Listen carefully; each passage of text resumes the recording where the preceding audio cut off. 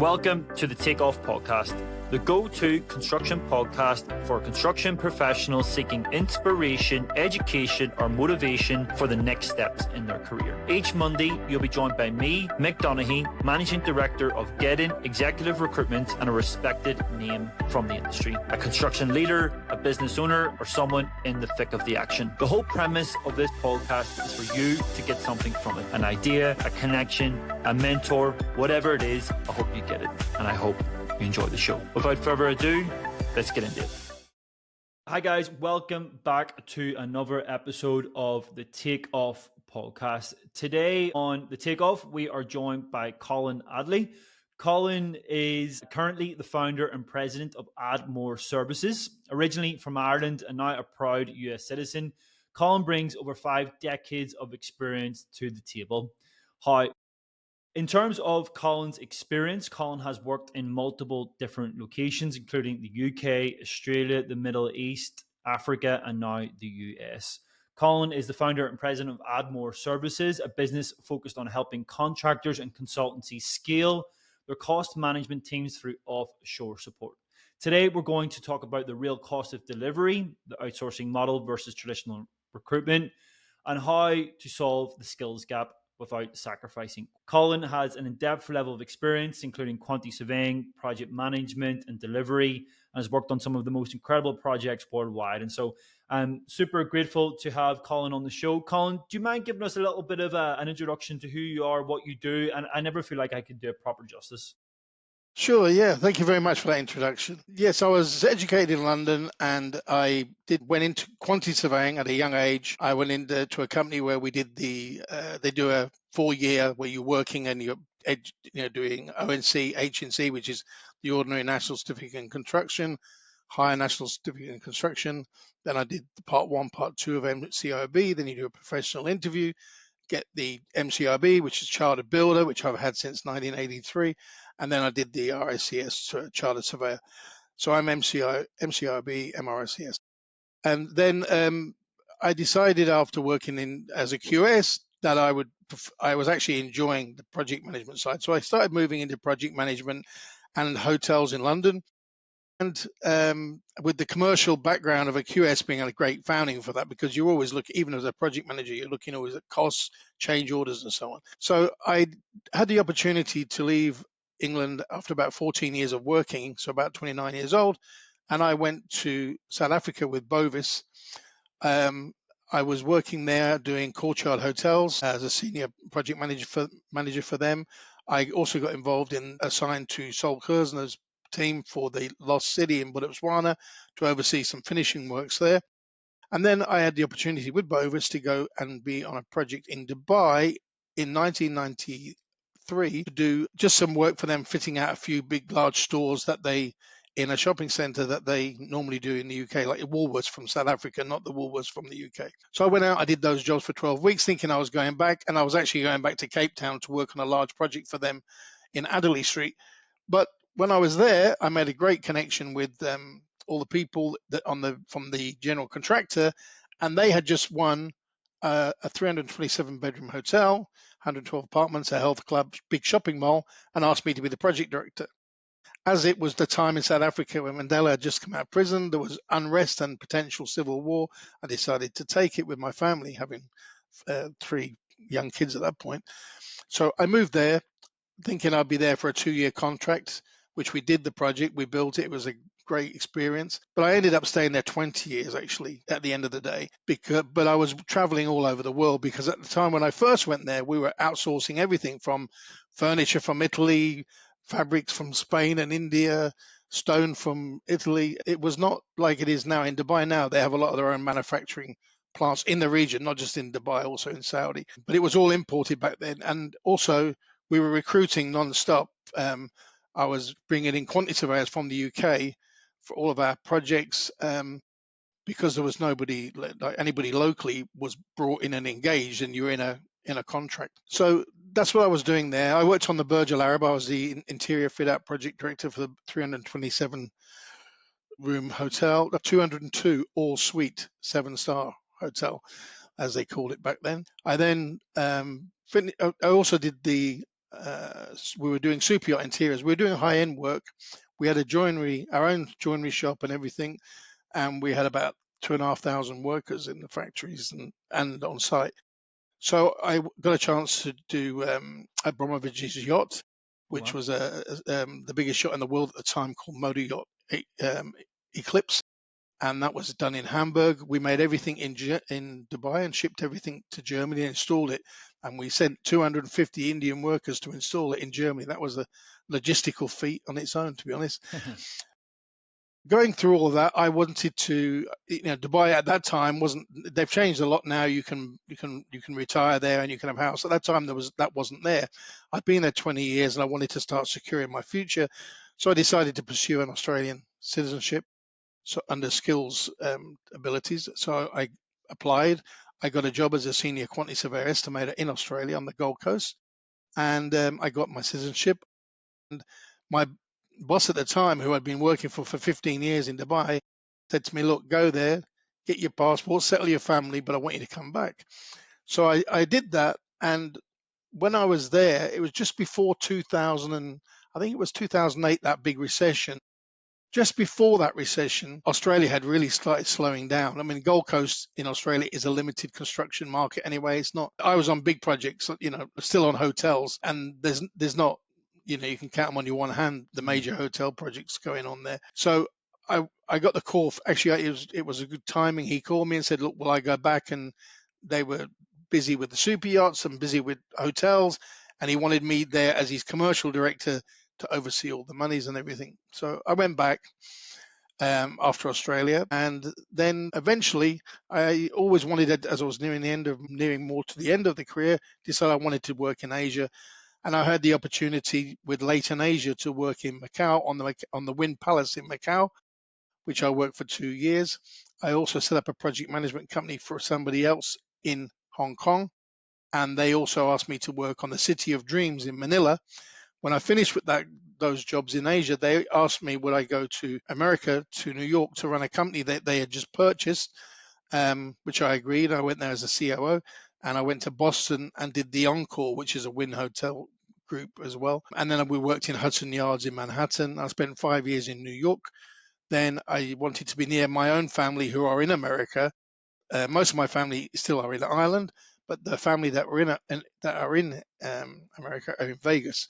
So I moved to Vegas, also being a hotel building guy. I thought that would be great, but unfortunately for me, I moved here at the COVID time, and it was dead. There was nothing. I started getting phone calls from my guys who had worked for me as engineers. I had about 100 Filipino guys in my engineering team back in the Middle East, and they were all back in the Philippines calling me, can I help them with work? And a few of my mates who were still in the Middle East and still working on big projects said, well, why don't you help us? We need quantity surveyors, we need drafters. So I started using the people that I knew, providing a service to people I knew, just to keep me busy while I was waiting for this COVID to pass to get back into hotel work. But it actually took off really well. And, before I knew it, we had like 100 guys working, and we set up a good system. I've always run big companies. So I applied big company structure to a small business, and it's running really well. And there's a demand for it. There is a specific type of people that need it at specific times, and it's working very well. And that's what we're doing now. I did in that time. I was approached by people I know. The Fontainebleau Hotel, which is a famous hotel in Miami in the States, back in the 50s, 60s, is an iconic hotel. They built a new hotel in Las Vegas called the Fontainebleau again, and that was a $4 billion project. And I was approached by members on the owner's team. So I was a representative for the owner as a senior estimator, senior project manager, reviewing budgets, creating concept budgets, overviewing the work, checking contracts, all of that type of thing. And that opened in December 2023. I employed 20 of my people on that project as well. I kept the company running with my brother-in-law. When I finished that job, I just moved straight back into what I was doing before with my brother-in-law, and we've been continuing that ever since. Amazing. Well, what you've done there is that you've I guess condensed 50 years of a construction career in about 5 minutes. So yes. That's an elevator pitch, Colin. No, I appreciate that. I want to talk about. I want to spend probably 10 minutes talking about that initial stint that you had in Africa, just because very unusual maybe to go from the UK to Africa.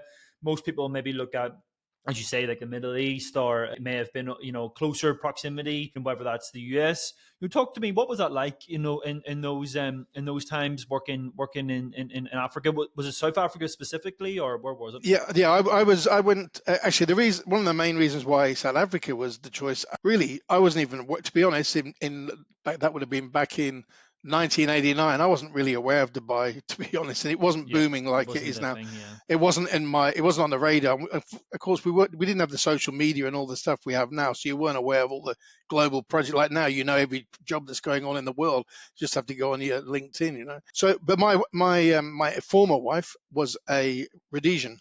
So she was from what is now Zimbabwe, and they had to leave obviously when the rule came. They moved to South Africa. She came then to the UK, but her family, she still had family in South Africa. So we decided, and at that time you could go to South Africa and buy a beautiful 5-bedroom house on 2 acres of land.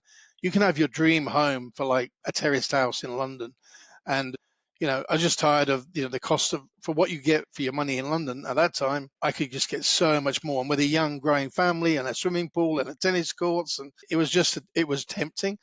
The country is amazing. It's beautiful. I mean, I was in Johannesburg, but I worked all over Southern Africa. But it is a dangerous place. It was a dangerous place then. I mean, a lot of things happened, and that's ultimately why we left. As I say, it does get a hold of your heart when you go there.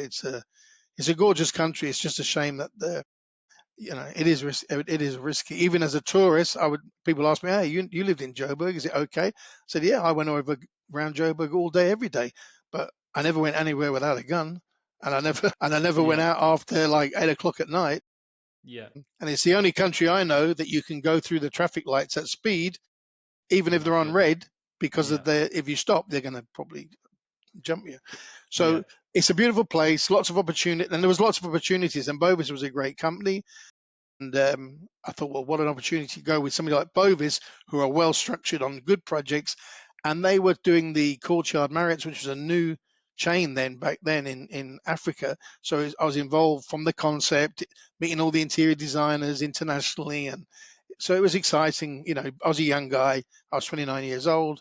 It was exciting, and of course my wife had grown up there. She was familiar. We had family there from her, so it was comfortable and easy. If I had my time again and I knew about Dubai, I would definitely go to Dubai, because in terms of experience, South Africa was fantastic. I would never change the experiences, but in terms of financial compensation, Dubai was just miles ahead. So talk to me about that. I think you said 1994. You moved to Dubai. Was that right? Yeah, correct. So was that pretty much a desert at that time? Talk to me about the landscape. What the setup was like in Dubai at that point in time. It wasn't a desert really, but I mean, like Sheikh Zayed Road, which is the main road, had 4 buildings. Now that road is, I don't know, it's hundreds of buildings now. It had 4 buildings. I went there from South Africa, and I joined the South African. I'd been 10 years in South Africa, so I joined the South African Business Club, and I was number 3. Now there's thousands of South Africans there now, but I was number 3 back in '94.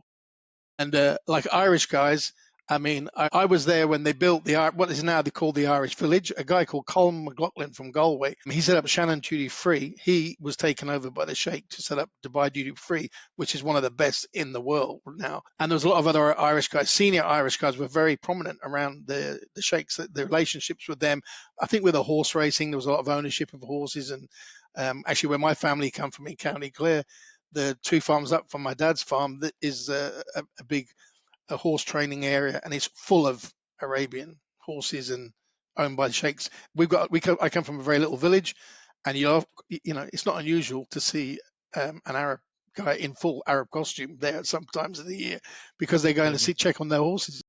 Yeah. Wow. So So you mentioned, obviously, you get there, you're maybe it's a lot different maybe compared to what you were doing, compared to the experience that you had in Africa and the UK. not What were the challenges that you seen during that time? okay. Well, it wasn't such a shock for me, because I had been working. I don't know if you're familiar with it. the place, but it's called Lost City Palace. It's in the Botswana, which is about 2 hours outside of Joburg, and it's a huge resort built in the crater of a volcano, like in a desert. So having worked there, it was remote, it was a desert area. You had to be very organized logistically because you couldn't just run down to the local hardware store. You know, if it wasn't planned properly, if you ran out of screws, carpenters weren't working for the day. But yes, when I first went to Dubai, I noticed they didn't have the manufacturing facilities that they have now. So if you wanted furniture, they at that time in 1994, they loved Italy, anything Italian furniture. So we were definitely for hotels, we were bringing lots of FF&E in from Italy and some from Spain. Turkey were trying to get in there, but I think Turkish came in a lot later in 2005 or so. Um, then also the materials, and obviously were all being imported. Everything was being imported, and like even the people, all the construction senior management at that time were either American or British, and mostly British because the British have a great relationship. Well, when I say British, I should say British and Irish because there's a strong relationship between the UK and um, Dubai. So there was a lot of British guys there. There was and now Irish guys were less at that time, but have grown. Now there is a huge Irish community in Dubai, and they even have a huge Irish Gaelic speaking community there now, and they're developing that. And is this amazing? It's great. It's great. If you're a young Irish guy now and you go to Dubai, you can go home every year for the summer, back home to Ireland. You can make a lot of money and have a lot of fun, and you don't have to miss any of your own cultural, traditional sessions or anything like that. You can experience everything. So we used to have to recruit all our people. So I was, as I was saying to you a bit earlier on, I was bringing out there about at least one or two people every month for years, at least one or two. When we started some major projects, because projects were just coming back then, projects were just popping up every day. I mean, we were being invited. A lot of our projects back then, because in the late 80s, early 90s, it was still very much the owner of the company was an Arabic guy. He'd talk to the client, they'd have a meeting, have a coffee in the majlis, do a handshake, and the deal was done. So we had a lot of negotiated jobs that just came in. We weren't even pricing or bidding them as such. It was more like a negotiated thing. So yeah, we had a lot of work coming, and then some jobs, you get a big project, you need the project director, you need the QS, you need a contract admin, you need about 5, 6, 7 people very quickly for a big project to kick it off. We'd go to the UK and recruit them and bring them out. So somebody like yourself, who specializes in estimators and QSs, you'd have had a regular invoice with me every month because we were just always bringing them out there. Nowadays, there is a lot more Arabic use. Say the expats seem to be more and more senior roles. Like if you're a junior guy, I don't think it's so easy to get out there. Maybe it was a lot easier back in the early 90s. It's because now if you're a junior guy, you're competing against a guy who's got a degree, an MBA, and maybe even a PhD from Egypt, and you're asking for the same money. It just doesn't work.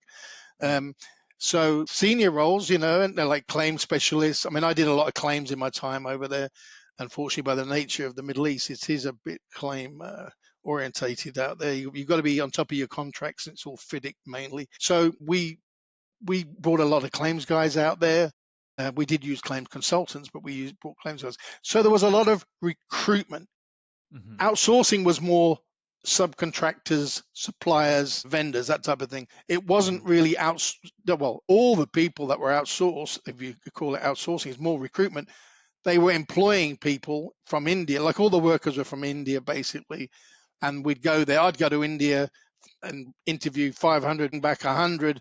We had our own labor camp, our own buses, everything like that. But in my time back then, until I was working in Dubai, I wasn't aware of anybody that was doing, other than consulting work, nobody was doing the type of outsourcing that we do now. That wasn't really a thing. And it's still something that is harder to implement there in Dubai because they have a direct access to the Indian market where they will go there, and obviously everything's a lot more cost effective if you go. Not necessarily better, but they'll get things cheaper. And they tended at the time, and unwisely so, often just look at price and not look at well, what are you getting for the price? What experience are the people? I mean, if you're getting a guy from India who's been 2 years out of university, all my guys are a minimum 15 years experience with a degree, with MBA, have worked in Dubai, Singapore, Hong Kong, internationally. You can't compare the two candidates. Yeah. But unfortunately, they were looking at the hourly rate, but then Money talks. eventually it came to our benefit because we get a lot of people coming to us. They're unhappy with outsourcing because of bad experiences, but it's mainly because they've gone about it in the wrong way. So we like to educate people on not just to use us, but do your proper due diligence. Make sure that you're not just jumping in bed with the first guy that comes along, because outsourcing is like a good recruiter like you. It's a long-term relationship. I might take somebody off you today, nobody else for 3 or 4 or 5 months, then another guy, maybe they're not for a year, and then another guy. Yeah. But it's a lifetime relationship. I mean, the recruiter that I use from the UK, I won't mention his name, but I have worked with him for 30. Hmm. If I get on, like if I know you and I like you and we have a good relationship and you do a good job, why am I going to go anywhere else? Hey, I need some help, Yeah, and exactly. that's how No, it that's works. 100%. And I mean, I think it's really important now, obviously the emergence of AI and stuff like that, relationships, communication skills, all these things are Yes. so, so important. So Well, it's obviously you have the Dubai experience, then you look at that. I know you get like the 10-year visa. I don't know if that was a thing then. Maybe it's still a thing now where you can't, it's hard to become a permanent resident in Dubai, but you end up moving. You look at Australia, and then you go to Mackay. Is that right, Colin? yeah. At that point? I went to Australia, then I went back to Dubai from Australia Okay, yeah. because they needed some help, and it was a recession in the world, but they were busy in Dubai. We were Mm, still busy, so I went there. So the recession didn't impact me too much, other than I had to go back to Dubai, leave Australia. But then I went to Macau with Leighton Asia, and I was working on the Wynn Palace, and which is, basically I've done a lot of hotels in my career in Dubai because they were building hotels all over the place. We did lots and lots of hotel, especially on the fit out side. My speciality in Dubai, after my initial role where I was a general built for the general contractor, the project director, I moved from the contractor to a very large fit out company who had, as I said, had 3,000 men. I stayed with him 15 years, and we did a lot in house, our own marble division, carpentry, upholstery, stainless steel.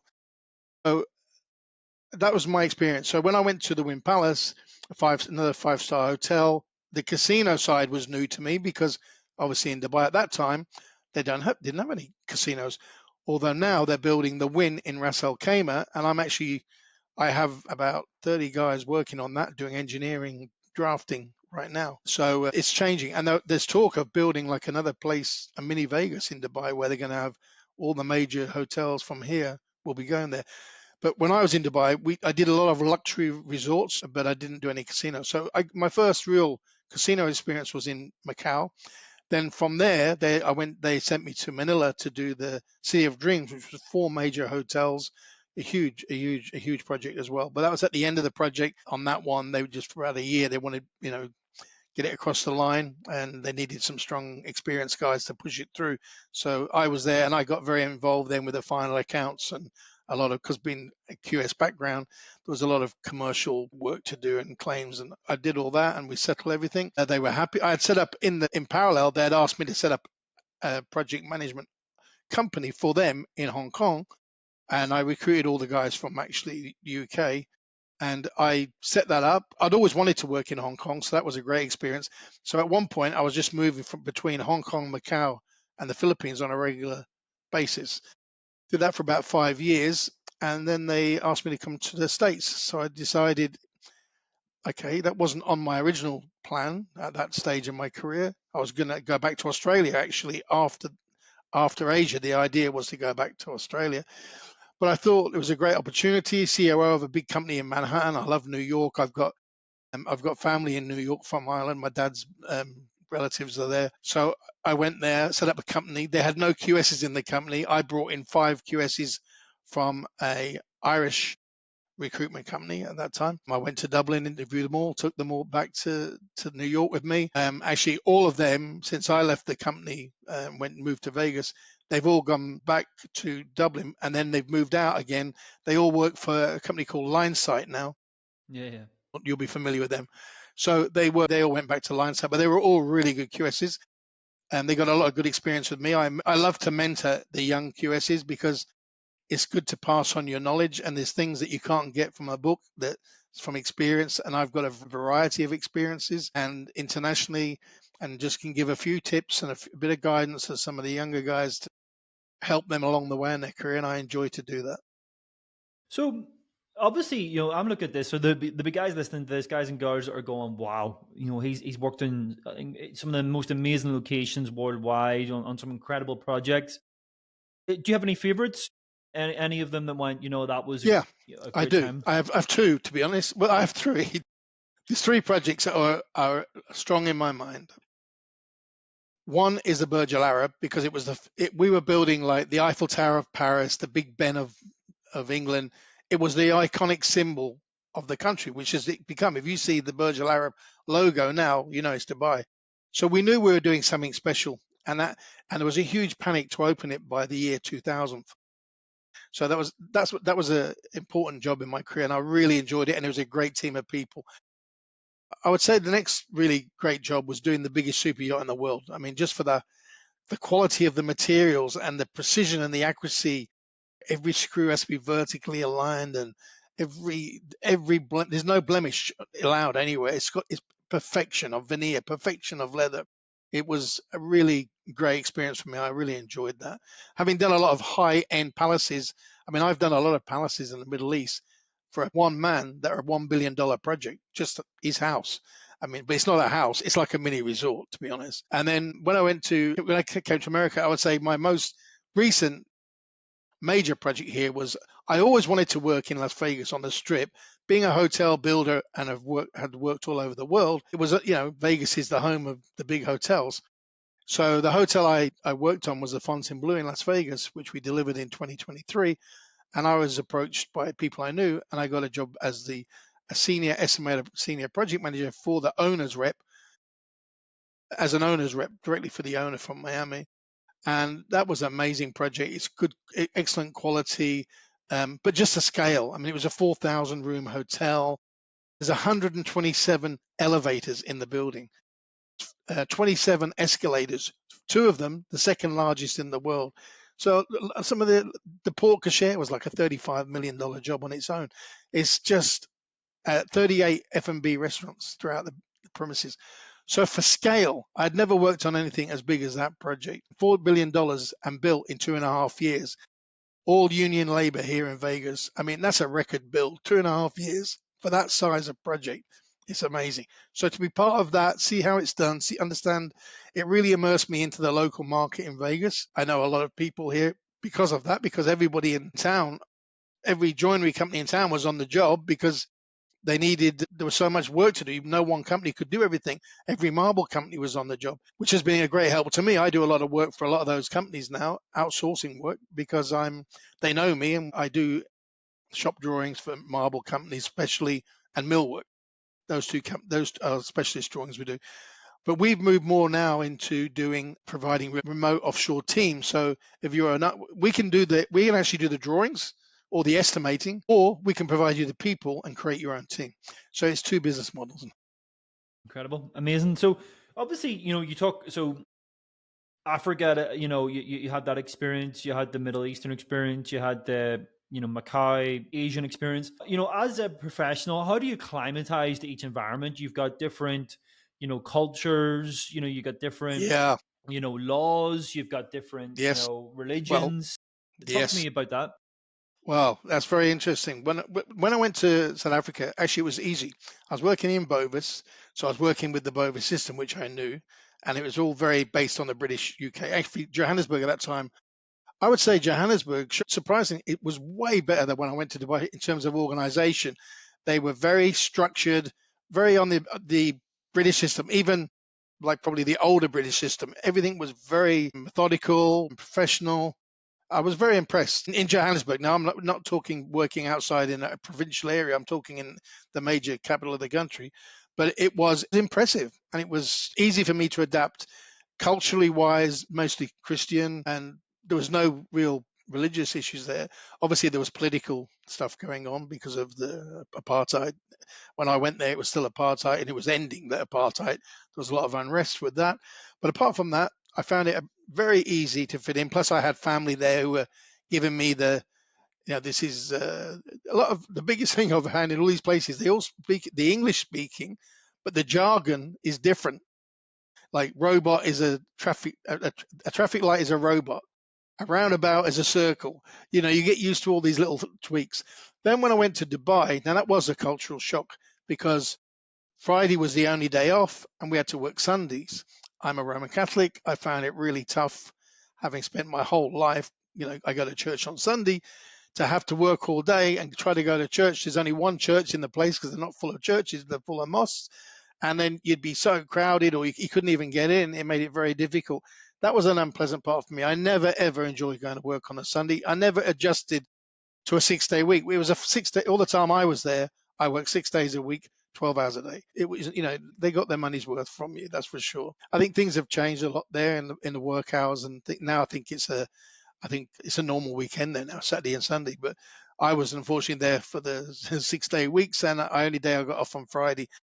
Never really adjusted to that. That was a cultural thing. Language, everybody was very quick to speak English because it wasn't just Arabic. In the meeting, it was like United Nations, would have Italians, Germans, Spanish.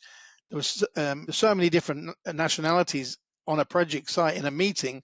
English was the only way to communicate that everybody could understand. So people say to me, "Oh, do you speak Arabic? You were there 20 years." Of course, I understand quite a bit. I've got phrases, but never did because if you start to speak Arabic to any Arabic guy, they're going to just directly talk back to you in English. So I never did. So the religion and the weekend, yeah, the cultural, it was hard in Dubai, and I never really adjusted to that part of it. But I'm lucky. You've got to be an expat person who's working away from your own country. You'll know, having lived in Australia, you have to be a certain type of person to adapt to foreign countries and accept that where you are and blend in.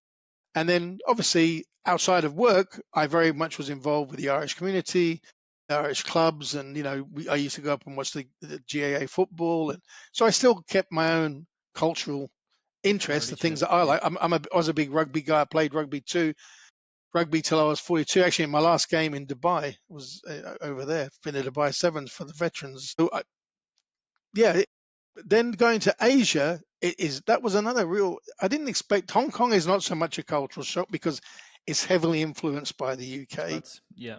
Yeah, but when you go to Macau, which is more the Chinese and Portuguese, Hmm.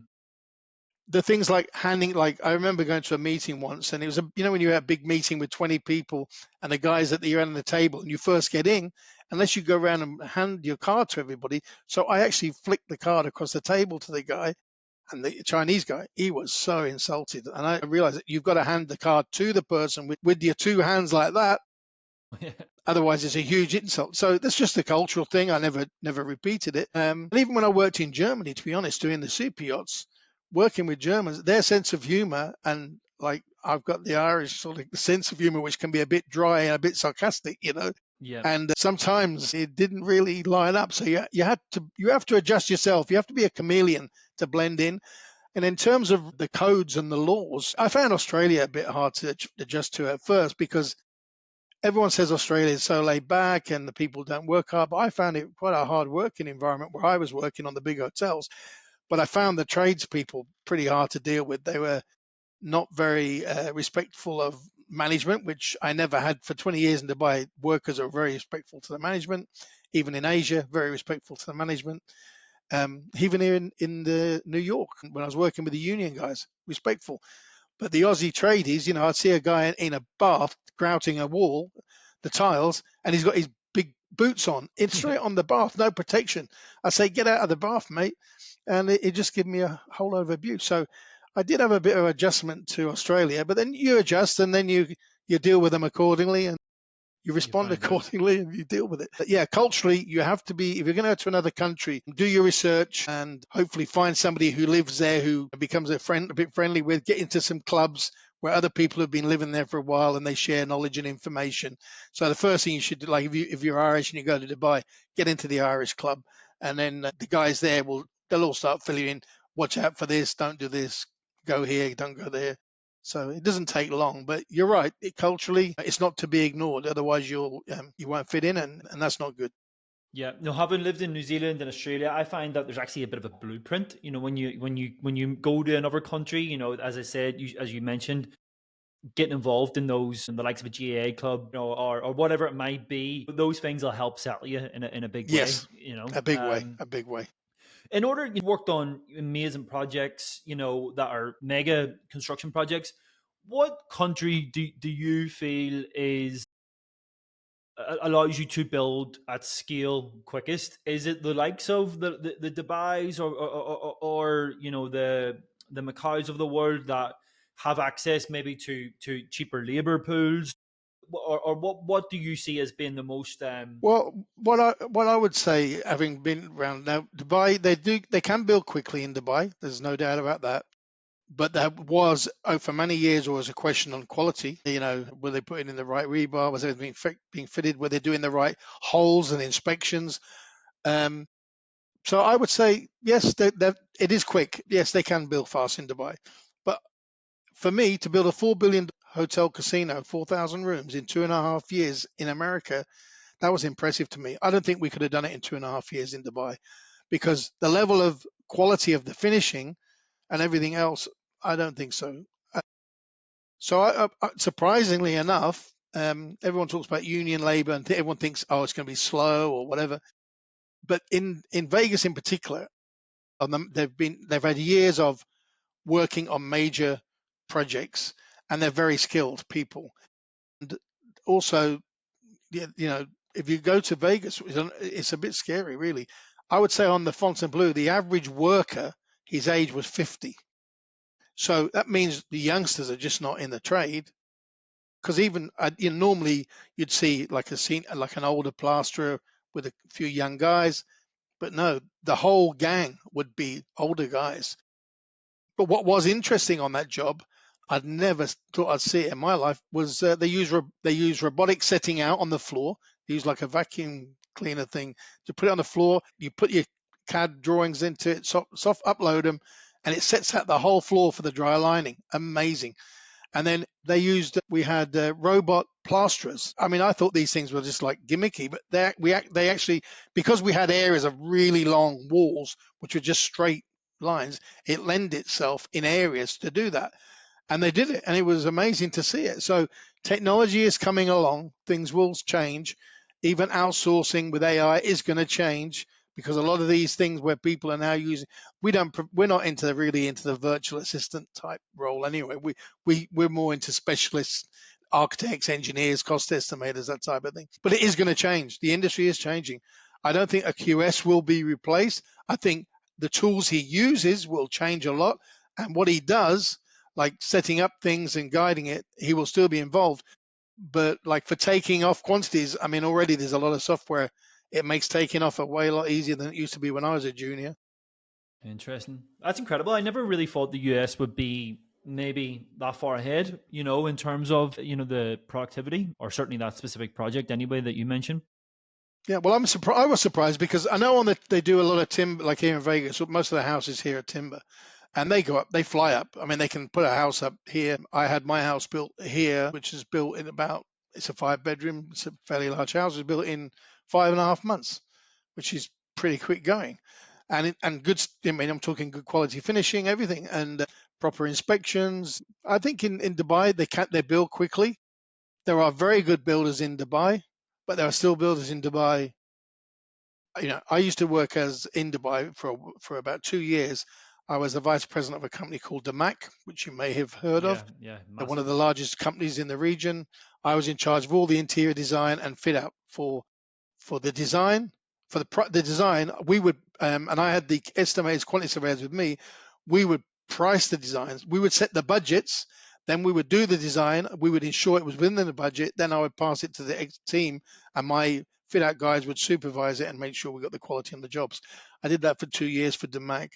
And actually, I had a lot of guys with me there who had worked with me in the other fit out company. So, quality, there are great companies out there for quality, no question about it. In Saudi Arabia back then, when I was there, I went out, I did a couple of towers in Riyadh and one in Jeddah.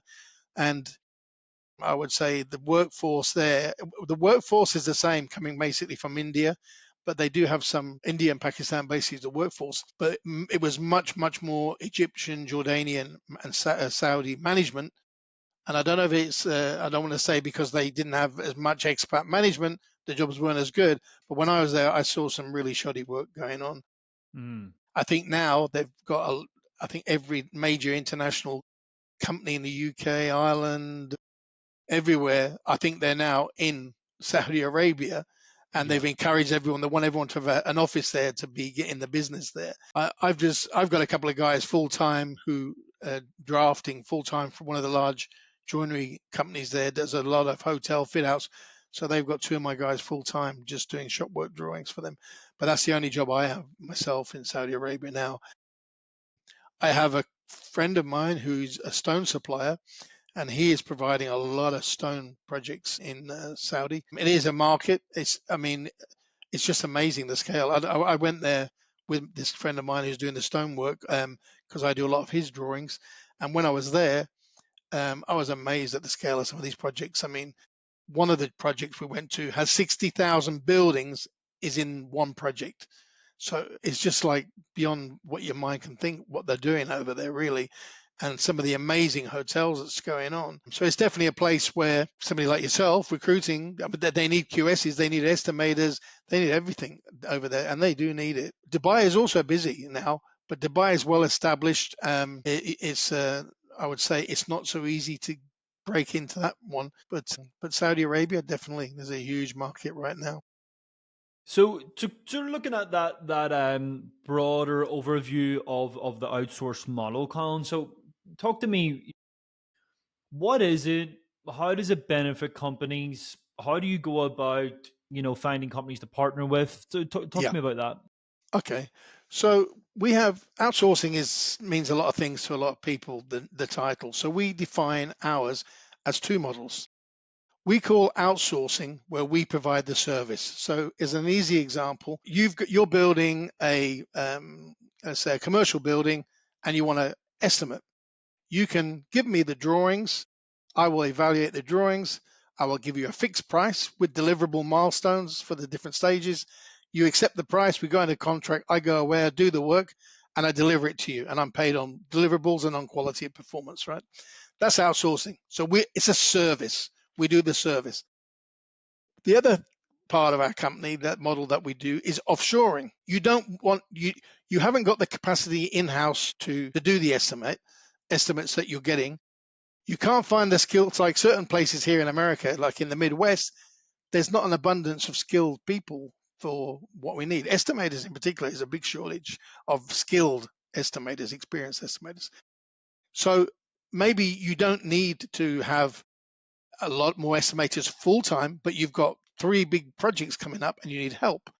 So what we can do, we can say, right, we'll find you that suit this type of work, because no good saying, I've just got a bunch of estimators sitting here waiting for you. No, I say, do you need a hospitality experience estimator? Do you need residential? Whichever one they want. We have a huge pool of people in the Philippines, Latin America. Now we're using Latin America more and more, Argentina and Colombia, and South Africa, because I lived in Joburg. Especially we outsource to Joburg, to the UK and Australia. We're mainly using from our South African office. That's really where we're. So yeah, so we provide the people. That's is much more simpler for them. They come to me. They say, how much is an estimator? I say, okay, it's this much per month, fixed. You don't have to have red tape to set up a company in the Philippines. Everything's taken care of. I find the people. I listen to what you need. I send you the CVs of the people. You like you would if you were recruiting. You select the person you like. We then make a video self interview of about 2 minutes of that person, and we send that because their always concern is, They're from the Philippines, they're from Latin America. What's their accent like? How do they present? And all of that. Some of it's not really important because they're remote; they're never going to be seen. But it is. Well, anyway, we send the video self-interview from. So if they select 3 QSs, I say here, just have a look at the 3 video self-interviews. They choose their own team. The same, no different if they would working with a recruiter like you. They choose their team. The difference is we take care of the HR. They just pay a fixed amount, and it's scalable.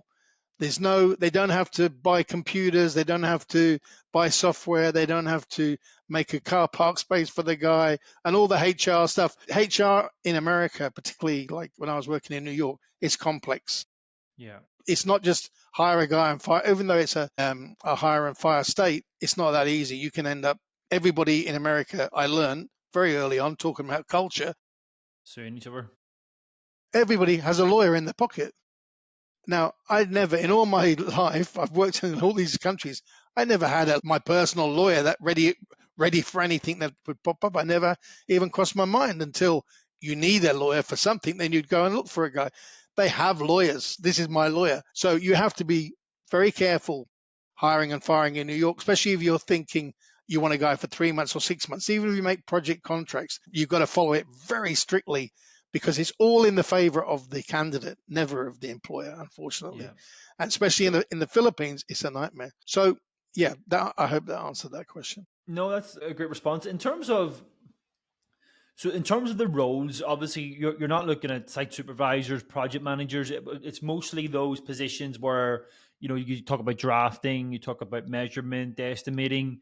Are they the typical sort of positions that you typically outsource then, Colin? Yeah, we only provide at the moment anyway, nearshore, offshore. So it's remote. Anything that can be done from a computer. I can do, you send me the CAD file, I can do the shop drawings. Whether I'm sitting next to you in New York or sitting in the Philippines, it doesn't matter. Everything's electronic. So we do only work remotely. I have been asked a lot of times here in the States to provide project managers and people on the ground.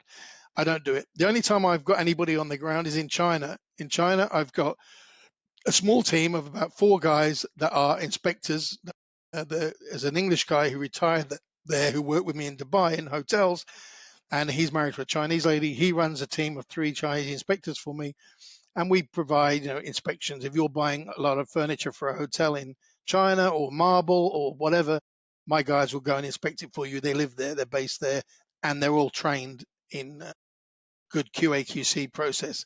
But other than that, everything we do is remote. So project management, project management covers a lot of things. From we can do Primavera scheduling, we can do a lot of things remotely. We have a full time.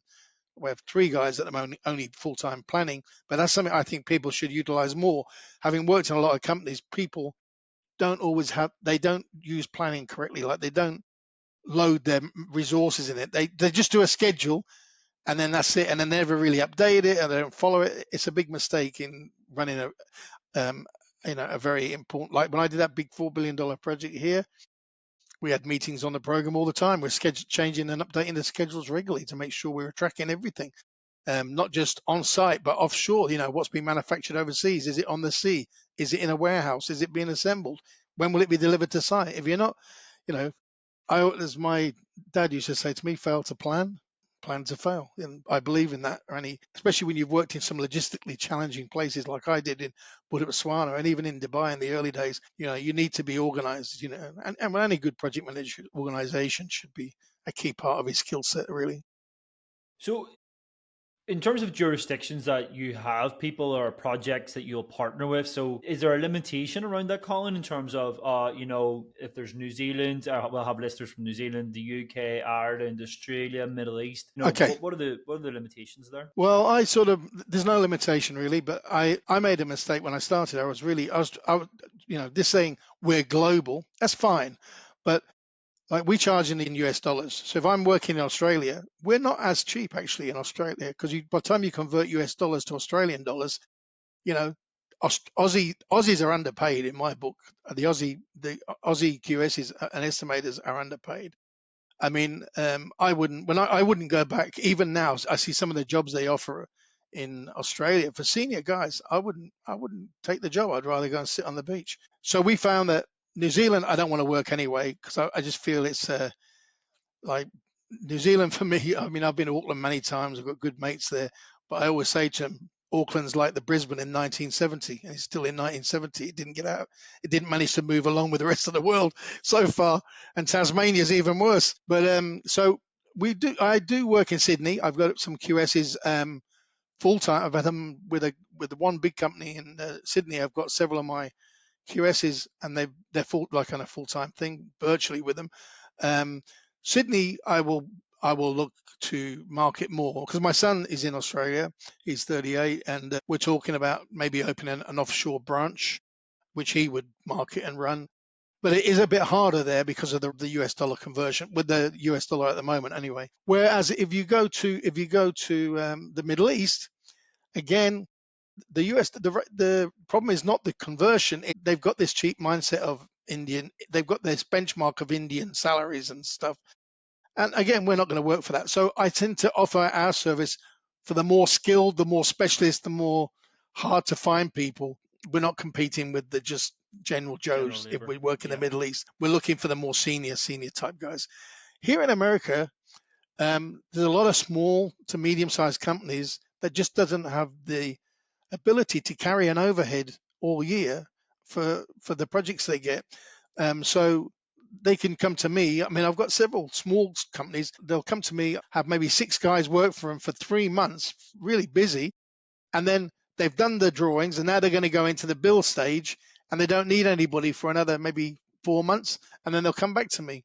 That works for them. So they're, instead of having a fixed overhead cost of staff, we become a variable cost. So we're just a cost of goods. So it's not increasing their overhead. And that works well for a lot of American companies. And I would say our ideal company that uses us at the moment anyway, we have two. We have between 11 and 50 companies with between 11 and 50 people. And then we have another type of client who's, say, 1,000 plus, who just like I was talking about Curry & Brown in New York. They're 2,600 people. But how much do you keep expanding your overhead with people? At what point do you start outsourcing some of it? Because you can't forever maintain that type of overhead, even no matter how much work you're getting. So there is a need for outsourcing. At some point on the line, even the big companies decide they need some outsourcing.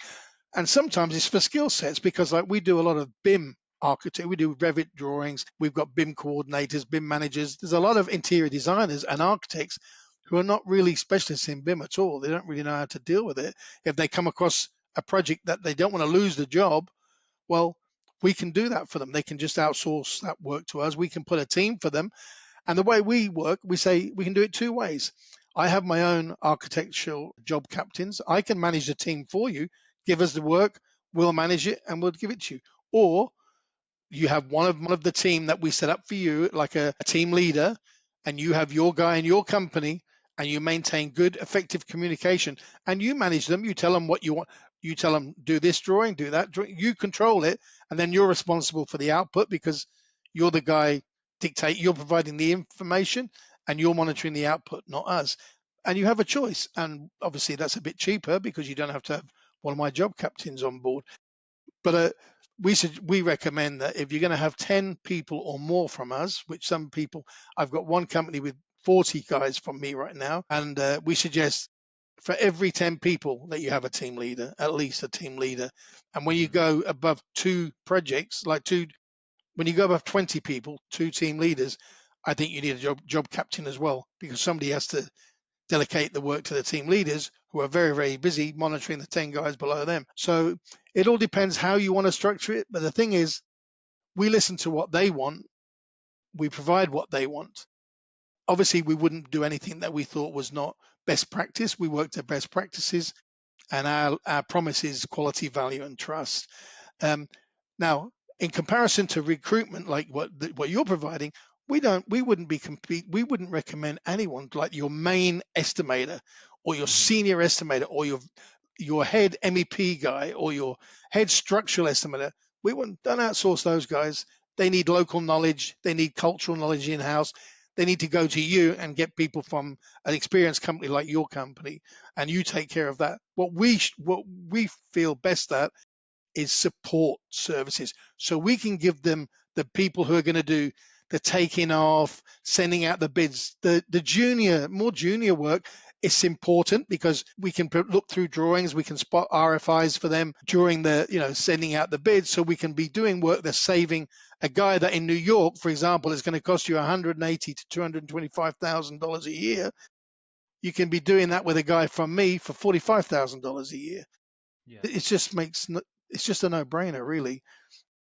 And then your guys can focus more on, maybe value engineering, client facing, and so on.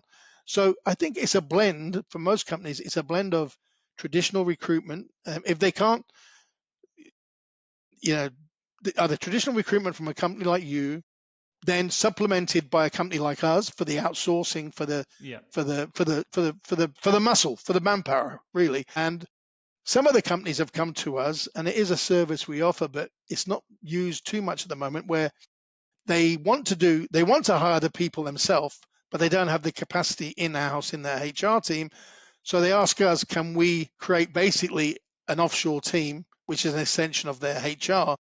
Yeah. But so recruitment offshore division. We So don't do that too much. I I think really if you're at that point, you might as well just outsource it for setting up a whole other recruitment, unless you're recruiting large numbers.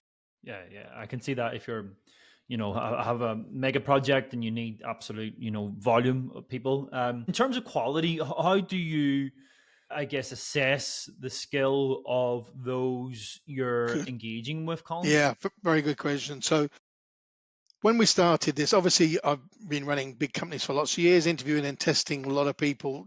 I was bringing out people all the time to Middle East. So recruitment and testing of people was a big part of what I was doing back then. So everybody who joins me, I don't care who you are as a QS or an estimator, if you say you use Excel, I'm going to give you an Excel test. Now, guys with 20 years experience don't like it because I want to know, can you use pivot tables? Are you a beginner? Are you intermediate? Are you advanced? Because everyone says, oh yeah, I can use Excel, but I can throw them my test and you'll be shocked at the number of experienced people who'll fail it. So for all my people, they have to fail. They have to be, depending on the role, be either intermediate or advanced in Excel. They must have a degree. We prefer them to have a master's as well. If they're in a team leader or senior role, we normally go for guys with masters. Nobody with less than 10 years experience. They must have worked outside of the Philippines or Latin America. They must have worked internationally and gone back. So they've been exposed as to be aware of some of the cultural things we were discussing earlier. And then we have the physical test. We have for QSs, we use PlanSwift is our digital takeoff software of choice. We give them a test. It's not a 2-hour test, and they have to do that. We have shop drawing tests for drafters. We have architectural tests for architects. And then we have a psychology test. I do all that because, and you say, well, that sounds like a lot of tests, and we get a bit of kickback sometimes from that. But I say, if you're not willing to do the tests, then you're not willing. It's like if you want to join the special forces in any country, unless you don't do the same training that you do for the basic infantry, right? So I'm saying we consider ourselves an elite company. We're niche, we're bespoke, and we're high end. You want to work for us, you've got to prove to me that you're capable to enter this team. I don't want to employ people, and then I promised you, I said, oh, don't worry, Mick, I'm going to give you all these people, and then you say, Colin, this is just rubbish work. I'm not going to have that embarrassment. My name is good in the industry after 50 years. This year is my 50th year in construction. I'm not going to let my name be it's my dad's name, my granddad's name. I'm not damaging that. So if you get a guy from me and I say he's a QS, you can be sure he can take off properly. If you give him clear instructions and any specific instructions you want to follow, like all my guys for architects for America, we have an in-house training course about building codes because it's different, and it's different from state to state. So that's something we're always on top of. And with millwork, they have to be familiar with the AW architectural woodwork industry standards. So that's quite a bit of work we do up front, and we're consistently recruiting because we have to pre-qualify the talent pool, and so we're always looking for the good people, and that's how we do it. And anybody who's joined me, the only time I let anybody go has been when the contracts have finished that they're on, and I have no other project suitable for that role, and that's the only time. People are happy in the company. It's remote. We do fun things online. We do some team, things to make it fun and try and make everyone feel connected, even though we're remote. But I think even for you, I think you'll agree, being a recruitment specialist, qualifying your candidates is key. Otherwise, if I'm in a big company like Bovis and I take one estimated from Mick that's no good, I'm probably not going to go back to you again. And your business and my business, I would say 80% of my work is repeat and referral. Yeah, So I 100%. think, so that's where client service, customer satisfaction, that's key to me. And we're not big, we're 100 people. I actually want to grow it to about 150. But I don't want to be bigger than that. Companies in the Manila, they're 5,000 people, 2,500 people, especially the company service in Australia. Some of the Yeah. big BPO companies who do customer calls and the back of house and all of that stuff, they're huge, especially for Australia. I don't want to compete with that. Also, I pay my people well. You'll get these people, you'll see them on the line and saying, "I'll provide you a virtual assistant for $4 an hour." Well, what are they paying the person? If they're selling it at $4 an hour, you got to be, you've got to be fair to the local people as well. You can't just take advantage of people. So all of my people have worked internationally, and I paid my good architects and my good QSs with all the work in Riyadh. I could lose half my force overnight to go and be. They could, as Filipinos, they could go to the Saudi tomorrow and get good money. So I pay them that what they're paying with the ability to work from home 24/7, and the money that I pay them, there is no interest for them to go offshore. For sure. So we pay more than the normal. I mean, we're not expensive, and I'll just give you an idea, and the pricing is way different for everything. But our lowest rate that we charge is $20 an hour.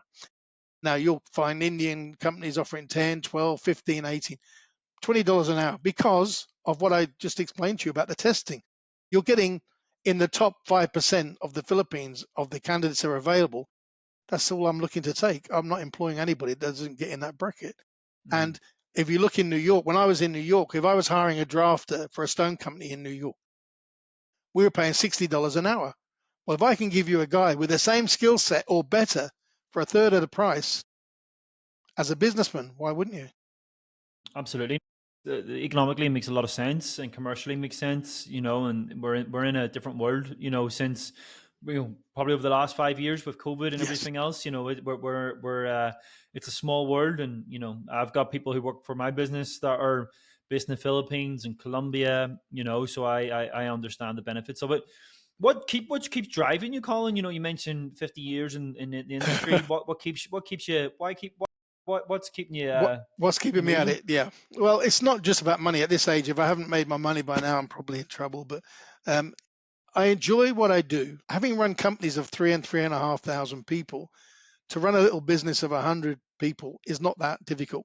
And I've got about 25, I would say, no, I'd say of the 100 people that are working for me, about 40 of them have worked with me in person in Dubai. So a lot of them have been with me 15, 20, and my office manager has 24 years. So they know me. We used to work together. So the core of my company, I sort of feel an obligation to them as well to Yeah, keep them working.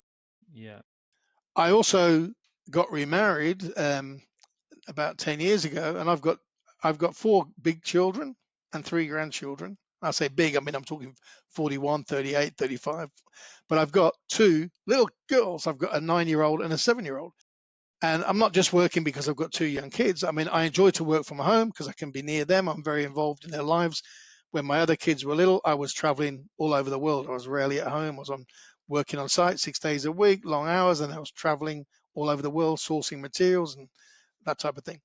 So I have a passion for the industry, and I'm not doing this forever. I mean, my brother-in-law is working with me. He's in the Philippines.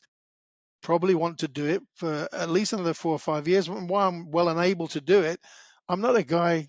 I've been doing it so long. I'm not. I have hobbies as such, but they would not be my. I couldn't.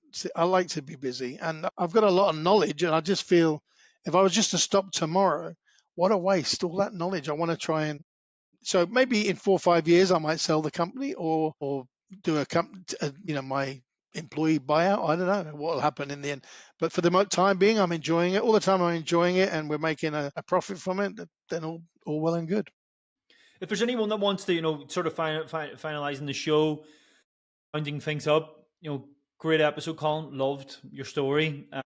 Super inspiring. But if there's anyone that's out there that maybe wants to reach out to you, maybe feels like they can benefit from this type of service, what's the best way to engage? Is it via LinkedIn, via website? What's the best way? Yeah, they can go to the website, obviously, which is www.addmoreservices.com, or my personal email is just caddley@addmoreservices.com. Either or. Just have to type in Google Admore and it'll come up the link. Happy to talk to anybody. I'm also happy, have a consultation chat, let me explain things a bit clearer to them, the costing in a bit more detail, specifically to what they're looking for. But I'm looking for relationships. You might only use me for 3 months this year, but you're going to come back to me next year. That's what we're looking for. And providing, not just putting lots of smart adverts out on LinkedIn, but actually what we say to do it. So that's easy to say. A lot of people say that, but at my age and experience, it's important to me. Company is, and we have a lot of testimonials from the people we work with who keep coming back and giving us more work because.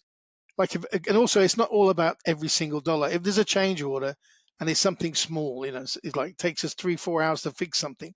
We're not going to be flooding change orders into people every 5 minutes or have secret clauses in the contract where we can suddenly hit you with a hidden cost. We're very open. We're very transparent. We want to be, we'll do our utmost for you. Just be fair with us, and that's it. Awesome. Well, Colin, thank you so much. All the way from Vegas today. Amazing story. I think this has been a super inspiring one, and I'd recommend anyone that feels like they could benefit from Colin services to reach out and take it from there. But Colin, thank you so much for being a guest on the Takeoff podcast. Yeah, Michael, if you ever need any references for the Middle East or any of these places, I mean, I've got friends in companies. Send me your company portfolio, and I'll be happy to share it to some of my guys, even on LinkedIn. And if that can help you, I'll be more than happy. Legend. Thank you so much, Colin. All right, man. Take care. If you just 1 sec before you go, Colin. Yeah. Before you go today, guys, I'm just going to ask you to do one thing. Can you please go to Apple right now or Spotify right now and just give us those 5 stars? Hit that 5-star button. It makes such a difference you wouldn't believe. The whole idea of this show is to inspire, educate, and motivate our listeners. And we can only do that if we're getting the best guests. The best guests want to see data. They want to see information. They want to see how many listeners that we get. And so all of this stuff is really, really important. So if you can just literally go and do that today, if you enjoy the show, just go and hit that 5-star button. It makes such a difference. I hope you've enjoyed the show. We're going to continue to push this out there every Monday. So if you can, hit that 5-star button. And if you can't, even share it with a friend. Go on to WhatsApp, flick it on to your crew. Guys, thank you so much for listening. On to next week.